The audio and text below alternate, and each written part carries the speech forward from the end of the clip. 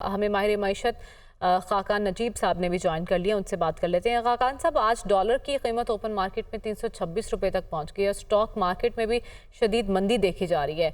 इस मौसमी सूरत हाल को आप किस तरह से देख रहे हैं? देखिए, इस वक्त आई थिंक इन्वेस्टर कॉन्फिडेंस जो है वो थोड़ा सा शेक हो गया। पाकिस्तान में एक वो समझते हैं कि अनसर्टनिटी है on the election date, uncertainty है कि पॉलिसी फ्रेमवर्क क्या होगा, अनसर्टनिटी है बिकॉज रुपए की कदर में एक वीकनेस है। मार्केट में जो हमारी स्टॉक मार्केट है उसने भी नेगेटिवली रिएक्ट किया है। गुजारिश ये है कि पाकिस्तान एक IMF के प्रोग्राम में है।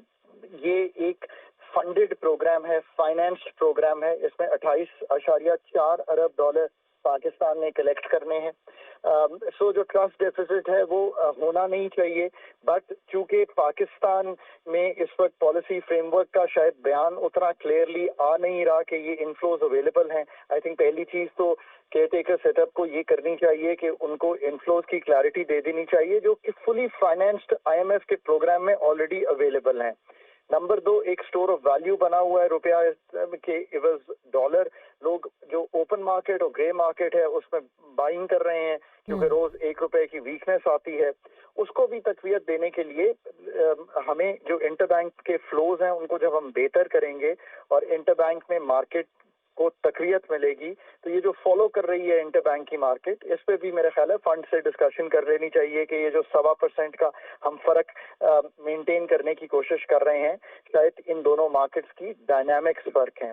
दूसरा ये एक असर है कि एक नया इक्विलिब्रियम डिफाइन हो रहा है बिकॉज हमने एक ओपन किया है अपनी इंपोर्ट्स को। जब हम IMF के प्रोग्राम में गए, कुछ पुरानी पेमेंट्स एग्जिस्ट करती हैं, उनकी क्लियरेंस हो रही है। कुछ ये रॉयल्टीज हैं, डिविडेंड्स हैं, कुछ कंटेनर्स हैं। सो ये सारा क्लियर हो रहा है। कुछ हमें थोड़ा सा देखना है कि रेमिटेंसेस क्यों स्लो हुई हैं जुलाई में, और अगर अगस्त में भी वही ट्रेंड रहता है तो इसके इमीडिएट रिवर्सल के लिए क्या किया जा सकता है। तो हमें इस चीज को देखना है।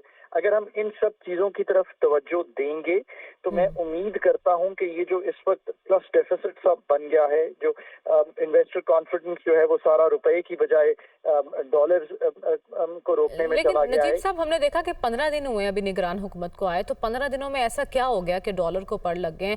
फौरी तौर पर इस हुकूमत को क्या करना होगा कि डॉलर को थोड़ी ब्रेक लगाई जा सके? तो बड़ी क्लियरली मैं आपको इसको हम 1 2 3 करके चीजें सामने रख लेते हैं। नंबर 1, उनको जो फ्लोज हैं अगले 3 से 6 माह के, जो एक्सटर्नल फ्लोज हैं जिसमें कमर्शियल फ्लोज हैं, वर्ल्ड बैंक IMF के फ्लोज हैं, जिसमें हमारे फ्रेंडली कंट्रीज के फ्लोज हैं, उनको बिल्कुल क्लियर कर देना चाहिए कि वी आर वेल फाइनेंस्ड। और जो हमारे इस वक्त के स्टेट बैंक के ज़खायर हैं वो आपको बढ़ते हुए ही दिखाई देंगे, वो कम होते हुए नहीं दिखाई देंगे। ये तकवीत देगी मार्केट को। उनको नंबर 2, अपना जो खसारा है फिजिकल डेफिसिट, उसको संभालने के लिए मेजर्स लेने चाहिए।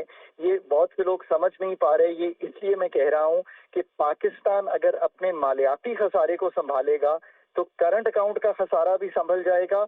और दूसरी जो बात है, जो इस वक्त आपको प्रेशर दिखाई दे रहा है कि मॉनेटरी पॉलिसी को बढ़ाना पड़े, वो भी इसीलिए है क्योंकि हम अपना मालियाती खसारा नहीं संभाल पा रहे। सो दूसरी चीज है एक्सपेंडिचर्स पे एकदम उनको जितने भी कट्स लगा सकें वो करनी चाहिए।